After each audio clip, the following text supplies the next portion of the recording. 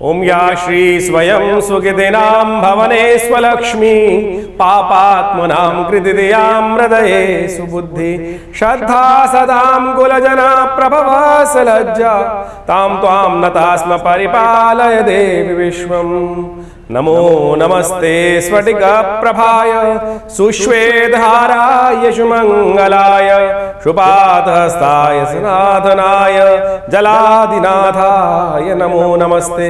नमस्कार, आप सबका स्वागत है आचार्य वाणी में। मैं आचार्य डॉक्टर विक्रमादित्य आपके साथ हूं और आज का विषय है कि कन्या राशि वालों के लिए नवंबर के आरंभ काल में ग्रहों का योग किस प्रकार का है। देखिए, कन्या राशि वालों, आपके लिए बड़ा महत्वपूर्ण समय नवंबर का आरंभ काल बन रहा है। कई ग्रहों का परिवर्तन होने का योग बन रहा है, कई बड़े उत्सव इसमें आ रहे हैं और ऐसे में समझना चाहिए कन्या राशि वालों, विशेष तौर पर हमारे पास कई लोग हमारे चैनल पर लिख के भेजते हैं कन्या राशि बड़ी खराब है। ऐसा नहीं है, कोई राशि खराब नहीं होती। आमतौर पर समझना चाहिए कि ग्रहों के प्रभाव क्या हो रहे हैं। इन दिनों ग्रहों का बड़ा विचित्र प्रकार का योग बना हुआ है। देखिए, शनि महाराज वक्री चल रहे हैं, बृहस्पति वक्री चल रहे हैं, साथ साथ सूर्य नीच के चल रहे हैं, मंगल नीच के चल रहे हैं और ये बने बनाए खेल को बिगाड़ रहे हैं। बृहस्पति भाग्य में बैठकर देखिए वक्री हो गए हैं। शनि महाराज विशेष तौर पर शत्रु भाव में बैठकर वक्री हो गए हैं, रिपु भाव में वक्री हो रहे हैं। तो गाड़ी आगे चलने की बजाय पीछे खींच रही है। तो कई समय का खेल है। जो समय का ध्यान रखते हुए कार्य कर लेते हैं, समय कब पलटी मार जाए, और समय को पलटने के लिए सबसे पहले आवश्यकता होती है विश्वास की, दृढ़ विश्वास की, सही दिशा की। तो नवंबर का समय ऐसा ही है, आरंभ काल जो है कई ग्रहों का परिवर्तन का योग बनेगा। शनि मार्गी हो जाएंगे इस नवंबर में, शुक्र परिवर्तन का योग बनाएंगे। विशेष तौर पर आपकी राशि की दृष्टिकोण समझें तो कई महत्वपूर्ण योग बनेंगे। गोपाष्टमी आने वाली है, गोपाष्टमी बड़े कई रहस्यों को लेकर आ रही है। अंगारक चतुर्थी बनने का योग है। मंगल जो खराब चल रहे हैं उसको ठीक करने के लिए एक ऐसे ही दिन आ रहा है अंगारक चतुर्थी। वो ऐसे मुहूर्तों का निर्माण हम इस चैनल के माध्यम से आपके समक्ष आते हैं तो उन समस्त सूत्रों को आपके समक्ष उपस्थित करते हैं। तो ग्रह खराब है, कोई चिंता की बात नहीं, उनको ठीक करने का मार्ग आपको देने के लिए आवश्यकता है, उस पर चलने की आवश्यकता है। वो छोटे छोटे रास्ते हैं, बिना किसी बहुत खर्चे के, बिना कोई पैसे, एक पैसा नया खर्च करे बिना आप अपने विश्वास को जगाकर सही रास्ते को प्राप्त कर सकते हैं। ये दिशा सही ले सकते हैं। सिलसिलेवार तरीके से समझें। 1 तारीख का दिन, नवंबर का दिन, दीपावली की बहुत बहुत शुभकामना। बहुत सारे लोगों ने भ्रांति उत्पन्न करने का प्रयास किया, 30 की है, 31 की है, कुछ और अनेक भ्रांति उत्पन्न करने के लिए हमारी संस्कृति में आजकल बहुत सारे तथाकथित विद्वान उपस्थित हो गए हैं। बहुत वृहद वर्णन चाहिए, सबसे पहले उसको भी हम उपस्थित करेंगे, शंका का समाधान भी करेंगे आपके लिए। तो सबसे पहले तो ये समझें कि दीपावली भारत के अंदर तो कम से कम 1 तारीख को ही मनने का योग है, उसका सिद्धांत हम आपके समक्ष उपस्थित कर रहे हैं। तो तुला राशि में चंद्रमा स्थित होकर सूर्य के साथ जिस प्रकार का योग बना रहे हैं आपकी राशि कन्या राशि वालों के लिए बड़ा महत्वपूर्ण है। माता पिता गुरुजन का आशीर्वाद लेने का दिन है। जितना आशीर्वाद लेके काम करोगे ना, वारे न्यारे। इस वक्त समय चल रहा है पॉजिटिव। जितना आप विश्वास करके कार्य करोगे, पितरों का पूजन करोगे, या आपकी ग्रह नक्षत्र दिखा रहे हैं इस दिन खास तौर पे माता पिता पितृजनों का आशीर्वाद, इस दिन तर्पण अवश्य करना चाहिए। आपकी राशि में लिखा हुआ है कि यदि पितरों के निमित्त तर्पण करोगे तो आशीर्वाद मिल जाएगा, पूरा वर्ष आपके नाम हो जाएगा। आमतौर पर भारतीय संस्कृति में व्यवस्था थी, शुगर कोटेड ढंग से व्यवस्था बना रखी थी। दीपावली के दिन मध्याह्न से पहले अपने पितरों के निमित्त अवश्य तर्पण करना चाहिए, ब्राह्मण भोजन कराना चाहिए, उनके निमित्त गायत्री का जप कर लेना चाहिए। अपेक्षा करते हैं इस दिन पितरों का गमन होता है, पितर जाते हैं इस दिन, उनका पलायन होता है। विशेष तौर पर पूरे वर्ष में जो आते हैं, शास्त्र में दृष्टिकोण से कहा गया है कि इस दिन वो जाते हैं और अपेक्षा करते हैं कि हमारे लिए, हमारे विशेष तौर पर कहा जाता है कि यदि हम रंगरंगलियों में लगे रहें और उनका ध्यान ना करें तो फिर वो बेचारे परेशान हो जाते हैं। तो ऐसे उनको उनके गमन के दिन विशेष तौर पर ध्यान रखते हुए कार्य करने का प्रयास करना। जो दीपावली का महाउत्सव है उसकी बहुत शुभकामना। और उस दिन ग्रह नक्षत्र आपके लिए अच्छे योग बना रहे हैं, अच्छे योग बना रहे हैं। जी हाँ, आने वाले समय में उसका लाभ पूरा मिल सकता है। चंद्रमा बहुत जल्दी परिवर्तन की तरफ जाएगा और ये आपके लिए गजकेसरी योग का निर्माण करेगा। बहुत सुंदर योग बनता दिखाई दे रहा है। इस दिन कुछ खास उपाय भी करने की ज़रूरत है। महालक्ष्मी का पूजन भी करने की ज़रूरत है। यदि सही रूप में कर लिया, रात्रि में समय श्री सूक्त का पाठ, भगवती का पूजन यदि आपने कर लिया सुंदर रूप से, तो हमारी बिल्कुल साफ साफ दिखाई दे रहा है, उस मुहूर्त में कर लिया तो आपके लिए बहुत शुभ रहेगा। सिद्धांत समझें कि क्यों मना रहे हैं हम दिवाली। दिवाली जो विशेष तौर पर कई सारी कंफ्यूजन्स क्रिएट की गई कि दिवाली कब है, कैसे मनाएं, तो मैं पुनः यहां पर उपस्थित कर देता हूं आपके समक्ष में कि दिवाली जो है वो 1 तारीख को ही मनाई जानी चाहिए। उसके लिए हमें समझने की आवश्यकता है कि ये देखिए विश्व जो इतना बड़ा विश्व है, हर जगह अलग रेखांश है, हर जगह अलग अक्षांश है, उनके हिसाब से हर जगह सूर्योदय अलग हो रहा है। तो उसके हिसाब से आपको समझने की आवश्यकता है कि कहाँ किस प्रकार से मनने की आवश्यकता है। हमने उसको पूरा कैलकुलेट किया और समझने का प्रयास किया। तो भारत के अंदर जिस प्रकार से रेखांश और अक्षांश है, उसके दृष्टिकोण से पूरे भारत के अंदर यानी पंजाब क्षेत्र से लेकर ऊपर आसाम तक का जो क्षेत्र है पूरा, उसको हम समझे कि वहां दिवाली जो है 1 तारीख को ही मननी चाहिए। क्यों? क्योंकि आप समझ लें कि उस सूर्य अस्त जिस प्रकार से हो रहा है, उसके बाद तक जो दीपावली का जो योग बन रहा है, वो अमावस्या का योग बन रहा है, वो शाम को करीब करीब भारत में वो करीब करीब 6:17 तक विद्यमान है। सूर्य अस्त के बाद 2 घड़ी के आसपास, पौने 2 घड़ी के आसपास यदि हमें बहुत सारे क्षेत्रों में दिवाली मिलेगी, अमावस्या मिलेगी, तो प्रदोष काल के अंदर सुंदर रूप से व्याप्त है। प्रदोष काल में जिस दिन अमावस्या हो उसको कहा गया है पूर्वग्रही करें या पर्वग्रही करें। तो पराग्रही है, दीपावली के संबंध में अमावस्या के दिन कहा गया है पराग्रही जो हो, पूर्वग्रही नहीं, पराग्रही जो हो, यानी अगले दिन जिस दिन पूरी तरह से अमावस्या, यदि आपको विशेष तौर पर जो अमावस्या है, विशेष तौर पर अगर सूर्य अस्त के बाद तक 2 घड़ी जो 1 घड़ी से ऊपर विद्यमान है तो उसी दिन मननी चाहिए। तो भारत के क्षेत्र के अंदर साफ साफ समझ लीजिए, हमारे लिए सबसे श्रेष्ठ ये है कि ये जो ग्रह है ये साफ साफ दिखा रहा है। पाकिस्तान से आगे जाकर, अफगानिस्तान से आगे जाकर जहां जहां रेखांश उपस्थित होंगे, चाहे वो यूरोप है चाहे वो अमेरिका है, वहां 31 तारीख को मनने का योग है। तो वहां 31 तारीख को दीपावली का पर्व मना है और मनना ही चाहिए उसमें, क्योंकि वहां पर जो सूर्यास्त शाम को जब होगा 1 तारीख को, तब अमावस्या नहीं रहेगी। अमेरिका इत्यादि, यूरोप इत्यादि, दुबई इत्यादि क्षेत्रों के संबंध में हम बात कर रहे हैं। लेकिन भारत जो पाकिस्तान तक का क्षेत्र जो है ऊपर लेके बात करें, आसाम से ऑस्ट्रेलिया इत्यादि क्षेत्रों में यदि हम बात करें, चाइना इत्यादि में रहने वाले हिंदू कब मनाएंगे दिवाली, तो वो 1 तारीख को ही दिवाली मननी प्रशस्त दिखाई देती है। शास्त्र के दृष्टिकोण से इस संबंध में भ्रांति न उत्पन्न करें। बहुत सारे लोग इस बात पे कहते हैं कि सब लोग का त्योहार पूरे विश्व में एक ही मनना चाहिए। नहीं हो सकता है, क्योंकि ये सूक्ष्म गणनाओं पर मुहूर्त के हिसाब से निकलता है। जहां वृष्टि हो रही हो, बारिश हो रही हो, वहीं पुण्य जाके वहीं घास उगेगी ना। तो ऐसा नहीं कह सकते कि बारिश जहां हो रही है पूरे विश्व में वहां भी उसका प्रभाव होगा, ऐसा नहीं होगा। तो हर जगह सूर्यास्त अलग जगह पर, हर एक का रेखांश अलग है, अक्षांश अलग है। तो इस सिद्धांत को आप समझते हुए कार्य करेंगे तो बहुत अच्छा रहेगा।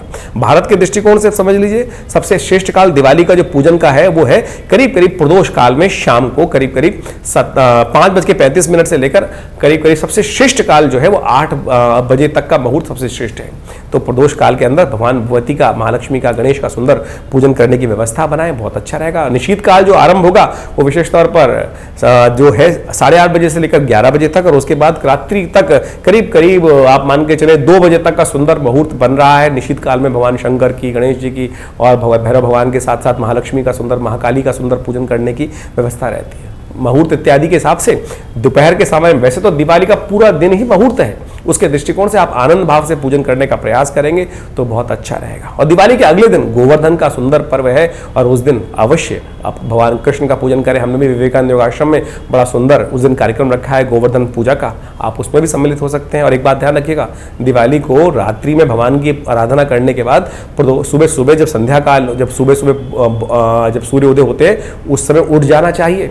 उस समय उठकर भगवान का सुंदर भजन करना चाहिए, जल्दी नहा लेना चाहिए, क्योंकि अगले दिन एक ऐसा मुहूर्त बनता है कि कहा जाता है कि जैसा उस दिन करोगे पूरा दिन और पूरा वर्ष आपका वैसा ही निकलेगा। आमतौर पे पता नहीं हमारी संस्कृति में कैसे कुछ गलत बातें आ गई हैं, जैसे जुआ खेलना लोग कर लेते हैं और बहुत सारे भगवान, कहाँ हमारी भारतीय संस्कृति में जुए को निषेध कहा गया? भारतीय संस्कृति में जुए इत्यादि को, द्वित क्रिया इत्यादि को भारतीय संस्कृति में नहीं स्थान दिया गया है। ये जबरदस्ती हमारी संस्कृति को अपभ्रंश करने का प्रयास किया जा रहा है कि दिवाली के दिन अवश्य जुआ खेलना चाहिए। कौन, कहां से ये बात उत्पन्न हुई? समझे कि आप ये जो भगवान, विशेष तौर पर अगर भगवान को युद्ध में देखें, महाभारत के युद्ध में अगर भगवान ने जुए से ही जितवाना होता तो युधिष्ठिर को जुए में जितवा देते। तो इस भ्रांति को अपने शास्त्रों से हटाएं, अपने मन से हटाएं कि शास्त्र में कहीं इस बात को नहीं कहा गया है कि दिवाली की रात को, अरे दिवाली की रात तो जागने की रात है, भगवान की आराधना की रात है, भगवती महालक्ष्मी को प्रसन्न करने की रात है, दीपावली प्रकाश की तरफ ले जाने की रात है। ये गलत कार्य करने की रात नहीं है। इस दिन विशेष तौर पर विशेष पूजन का महत्व है। भगवती महालक्ष्मी का रात्रि सूक्त का पाठ, देवी सूक्त का पाठ, महालक्ष्मी के विभिन्न श्री सूक्त इत्यादि का पाठ कर भगवान शंकर के त्र्यंबक मंत्र को जागृत करने की यात्री है, तो उसका पूजन किया जाना चाहिए। और अगले दिन जैसा हमने कहा, सुबह प्रातः काल जल्दी उठे और भगवान विशेष तौर पर सुंदर स्तवन करें, भगवान विष्णु का, भगवान कृष्ण का सुंदर पूजन, गोवर्धन पूजन, अन्नकूट का पूजन करें, आनंद भाव से, प्रसन्नता के साथ रहें। इस दिन वो योग बनने वाला है जो आप 1 जनवरी को मानते हैं। लोग कहते हैं ना कि 1 जनवरी को अच्छे रेजोल्यूशन बना लो, अच्छे कार्य करो, पूरे साल वैसा होगा, उस दिन नहीं होने वाला, ये वही है कार्तिक मास के शुक्ल पक्ष की प्रतिपदा, जिसको अन्नकूट कहते हैं, गोवर्धन कहते हैं, उस दिन वो मुहूर्त बनता है। तो इस दिन अवश्य उस दिन पूजन कर लेना चाहिए। तो ये विशेष तौर पर जो व्याख्या हमने उपस्थित करी है, इसको समझें, आनंद से जीवन में स्थान दें और आगे चलते हैं और आगे तिथि के संबंध में समझ लेते हैं। तो कन्या राशि वालों, अब आप समझ लिया, आपने समझा कि दीपावली का सुंदर पर्व और साथ साथ 2 तारीख को सुंदर नया वर्ष आरंभ हो रहा है, गोवर्धन की पूजा है, ग्रह नक्षत्र परिवर्तन की तरफ जाएंगे, बहुत सुंदर बृहस्पति के साथ चंद्रमा का सुंदर योग आपके लिए बनकर तैयार हो गया है और यह आपके लिए नए विश्वास के साथ भाग्य जगाने का सुंदर योग बना रहा है। तो कम से कम इस दिन ग्रह नक्षत्र का लाभ लेने के लिए आपको अवश्य भगवान विष्णु की सुंदर उपासना करना चाहिए। कहा जाता है कि भगवान कृष्ण की उपासना, भगवान विष्णु की उपासना, गोवर्धन पूजा करके नए वर्ष है इस दिन, जैसा करोगे वैसा आपको पूरे वर्ष मिलेगा। तो सुबह श्रद्धा के साथ गुस्सा ना करें, आलस से त्यागें, सुबह सुबह भगवान का सुंदर पूजन करें, माता पिता का आशीर्वाद लें, गुरुजन का आशीर्वाद लें, गौ पूजा करें, भगवान विष्णु की सुंदर उपासना करें, अन्न का दान करें, गोवर्धन पूजा करके भगवान का आशीर्वाद लेकर जो कार्य करते हैं। हमने भी विवेकानंद योगाश्रम में बड़ा अन्नकूट का व्यवस्था रखी है, गोवर्धन का शाम के समय बड़ा कार्यक्रम रहेगा। उस दिन भगवान का पूजन, गोवर्धन भगवान का पूजन, अन्न का सुंदर भंडारा सुंदर आश्रम में रहेगा। आप सब लोग सादर आमंत्रित हैं। शाम को अवश्य भगवती का आशीर्वाद देने के लिए, माँ का आशीर्वाद देने के इस दिन अवश्य पधारें। बहुत सुंदर योग ग्रहों का निर्माण आपकी राशि के दृष्टिकोण से हमें दिखाई देता है कि बहुत परिवर्तन का समय आपके लिए बनकर तैयार है। बहुत जल्दी बहुत अच्छे योग बनते दिखाई देंगे आपके लिए। 3 तारीख रविवार, द्वितीया तिथि, और इस दिन ग्रह नक्षत्रों का योग आपके लिए जो बन के आया है, चंद्रमा तृतीय भाव में बृहस्पति से दृष्ट होकर उपस्थित हो गए हैं और ये आपके लिए लाभ के योग प्रशस्त करते दिखाई दे रहे हैं। धर्म आपके अंदर रहेगा, कहीं ना कहीं से बड़े संपर्कों से लाभ प्राप्ति के, मित्रों से लाभ प्राप्ति के योग 2-3 दिन में अवश्य बनने की स्थिति उत्पन्न दिखाई देती है। यम द्वितीया है इस दिन और खास तौर पे भाई दूज का सुंदर पर्व है। कहा जाता है कि बहन के घर जाके भोजन करने से समस्त कष्टों का निवारण करने का योग बन जाता है। यमराज जी ने भी अपनी बहन यमुना जी के घर जाकर पूजन किया था इस दिन और वहाँ बहन को प्रसन्न किया था और बहन का आशीर्वाद भी दिया था यमुना जी को, और उनके आशीर्वाद से कहा जाता है कि समस्त कष्ट उनके भी दूर हुए और यमराज जी की भी कीर्ति पूरे विश्व में, पूरे संसार में व्याप्त हुई।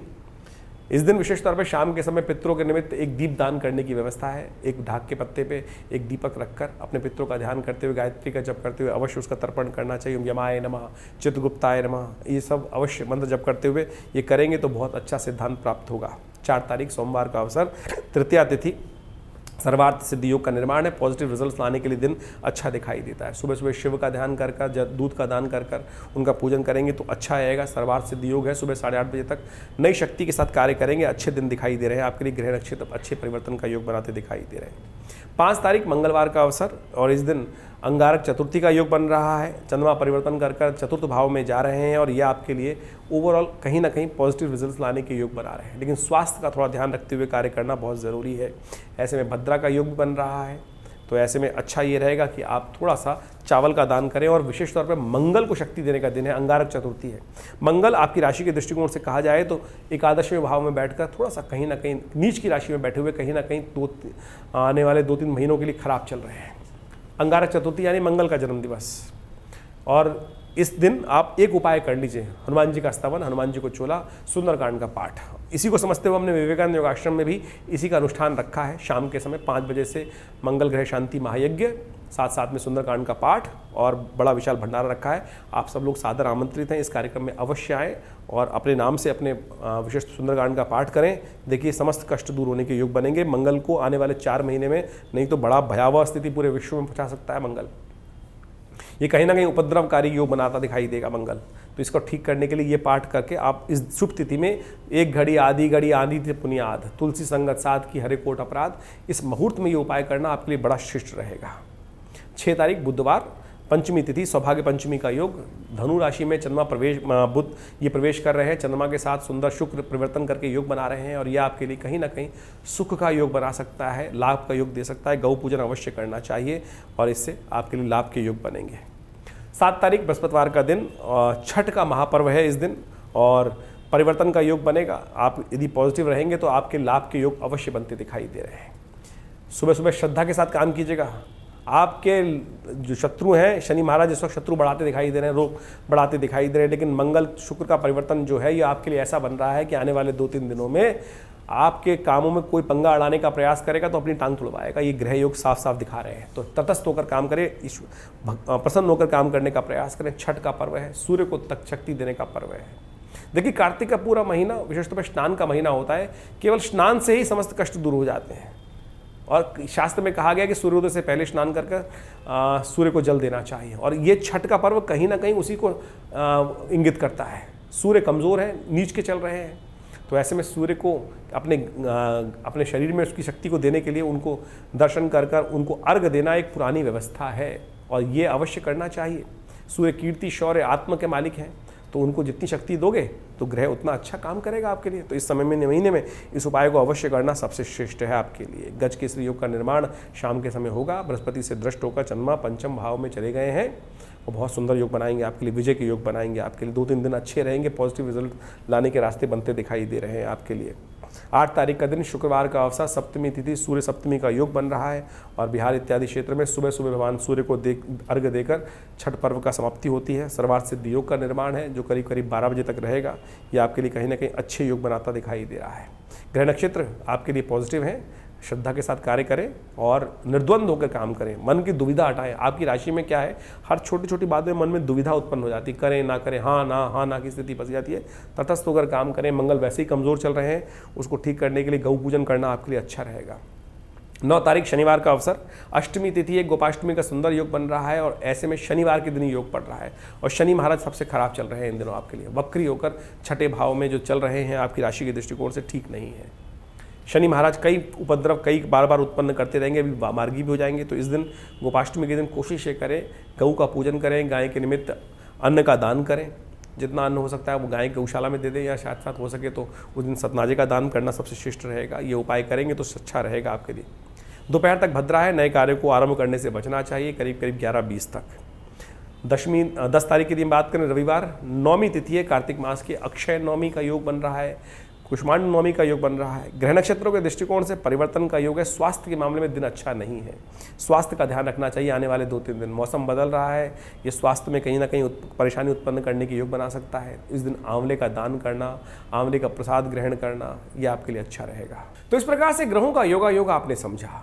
ये ग्रहों का योगा योग जो विशेष तौर पर नवंबर के पहले भाग में, प्रथम भाग में बन रहा है, बड़ा विचित्र है। देखिए, सूर्य के जिस प्रकार से स्थिति चल रही है, तुला राशि में चल रहे हैं, साथ साथ शुक्र और बृहस्पति का आपस में जो एक दूसरे के समक्ष योग बनता दिखाई दे रहा है, ये वास्तविक तौर पर कई मामलों में झगड़े तो उत्पन्न करता है, लेकिन एक बहुत सुंदर योग बनाता है। सूर्य बृहस्पति, जब कहा जाता है कि एक दूसरे के सम्मुख होकर, विशेष तौर पे बृहस्पति और शुक्र एक दूसरे के सम्मुख होकर बैठ जाते हैं, तो विशेष तौर पे एक योग बनाते हैं कि आपस में द्वंद्व तो उत्पन्न करते हैं, लेकिन जो गलत कार्य करने वाला होता है उसका नाश भी संभव है इस कलिकाल के अंदर। तो ये ग्रहों का योगायोग एक तरह से क्लैश तो दे रहा है, अशांति का वातावरण बना रहा है, लेकिन सत्य की विजय भी कराने के योग बना रहा है। तो आप विशेष तौर पर अपनी राशि के संबंध के अनुसार से आपने ग्रहों का योगायोग समझा है, जो उसको ठीक करने के लिए विशेष तौर पर शास्त्र में जो प्रमाणित उपाय हैं उनको उतारने का जीवन में प्रयास करें।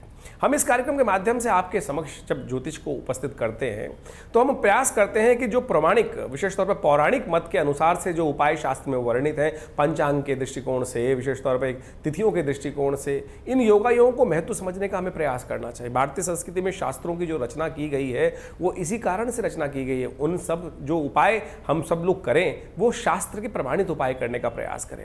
सत्यव्रत जिस प्रकार से बताया गया, अष्टमी का व्रत, सप्तमी का, विशेष तौर पर जो विभिन्न योग ज्योतिष के दृष्टिकोण से बनते हैं, उन सबकी पौराणिक कथाएं शास्त्र में, पुराण इत्यादि में विद्यमान की गई हैं, शास्त्रों में विद्यमान की गई हैं। जो व्रत निर्धारित किए गए हैं वो सब निवारण ही है, जैसे मंगलवार, सोमवार, बुधवार, अनेक अनेक दिन के अनेक अनेक देवता हैं। तो हमको ये समझते हुए कार्य करने का प्रयास करना चाहिए। सनातन पद्धति में कुछ भी बात कपोल कल्पित नहीं है, सब प्रत्यक्ष प्रमाण के अनुसार से सब चीज़ों को व्यवस्था देखते हुए ज्योतिष को मंत्र विज्ञान के साथ, शास्त्रों के साथ बहुत बढ़िया तरह से जोड़ा गया है। लेकिन आज हो क्या गया है कि बहुत सारे लोग इस प्रकार के टोटकों में फंस गए हैं, ऐसी भ्रांति में फंस गए हैं कि चॉकलेट खा लो, कभी कोई और की स्थिति कर लो। एक तो एक बड़ा विचित्र लगा कि कुछ उपाय के नाम पर एक व्यवस्था की जा रही है, कोका कोला लेकर फ्लश में डाल दो, ये ग्रह का उपचार हो जाएगा। क्या ग्रह करने का प्रयास कर रहे हैं? ये क्या मतिभ्रम उत्पन्न करने का संसार में प्रयास किया जा रहा है? ज्योतिष जैसे इतने वृहद विज्ञान को कोका कोला में लाके रख दिया गया है। मतलब स्थिति सोचे कि मतलब बड़ा विचित्र लगता है कि आज जिस प्रकार से अभी दिवाली के संबंध में इतनी भ्रांति उत्पन्न करने का प्रयास किया जा रहा है, शास्त्र मत को समझा नहीं जा रहा है। तो हमने अपने इस चैनल के माध्यम से आपके समक्ष बहुत सारी चीज़ें उपस्थित करने का प्रयास किया है। कोशिश ये करें, भगवान की कृपा अद्भुत है, बड़े सरल कर्म से बन जाती है।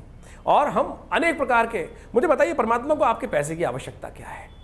हम बड़ी विचित्र स्थिति बन जाते हैं कि इस प्रकार के उपायों को बड़े अननेसेसरी के खर्चे करने प्रयास कर देते हैं कि कोई नग पहना रहा है, कोई रुद्राक्ष पहना रहा है, कोई कुछ बेच रहा है, कोई कुछ बेच रहा है। हम ज्योतिष को वास्तविक तौर पे क्या बनाने का प्रयास किया जा रहा है? लाख लाख रुपए, 2-2 लाख रुपए, 5-5 लाख रुपए। एक तो ऐसा मुझे समझ में सुनने को मिला कि एक व्यक्ति ने, कोई रत्न था बहुत महंगे रूप में, 5-5 लाख रुपए के, 10-10 लाख रुपए के रत्न बेचे जा रहे हैं।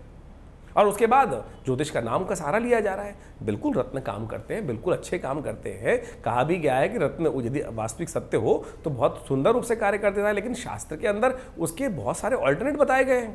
पुखराज पहनने की किसी की व्यवस्था नहीं है तो केवल हल्दी लगाकर, बृहस्पति का मंत्र जप कर ही आप उपाय कर सकते हैं। ये शास्त्र में प्रमाणित रास्ते बताए गए हैं कि नहीं बताए गए? तो हमको ये समझना चाहिए कि इन सब चीज़ों को समझें हम, तो उसके बाद कार्य करने का प्रयास करें। और एक बात और समझ लें, ज्योतिष के अंदर बहुत सारे हम व्यवसाय, विभिन्न व्यवसायों में काम करते हैं। कोई शेयर में काम कर रहा है, कोई विभिन्न चीज़ों में काम कर रहा है। जो इस पक्ष के अंदर विशेष तौर पे कार्तिक के महीने में योग बन रहा है कि पहले पक्ष जो कृष्ण पक्ष है उसके अंदर वो तिथि बढ़ी और फिर अगले पक्ष कृष्ण पक्ष के शुक्ल पक्ष के अंदर वो तिथि घट गई।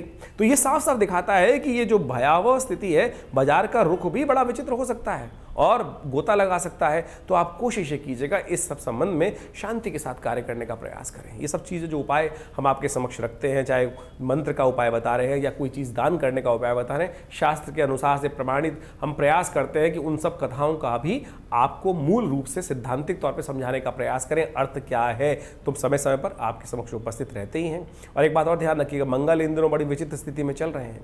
मंगल का योग कर्क राशि में जो योग बन रहा है, नीच के होकर मंगल स्थित हो गए और काफ़ी लंबे समय तक ये मंगल योग बनाने वाले हैं। ऐसे में विश्व के दृष्टिकोण से तो ये भयावह स्थिति बनती है। कोई भी दुस्साहसपूर्ण कार्य बहुत सारे गलत लोग कर सकते हैं, गलत तरफ दिमाग चल सकता है, दुस्साहसपूर्ण कार्य हो सकता है। तो ऐसे में मंगल का लगातार आप उपाय करने का प्रयास करें।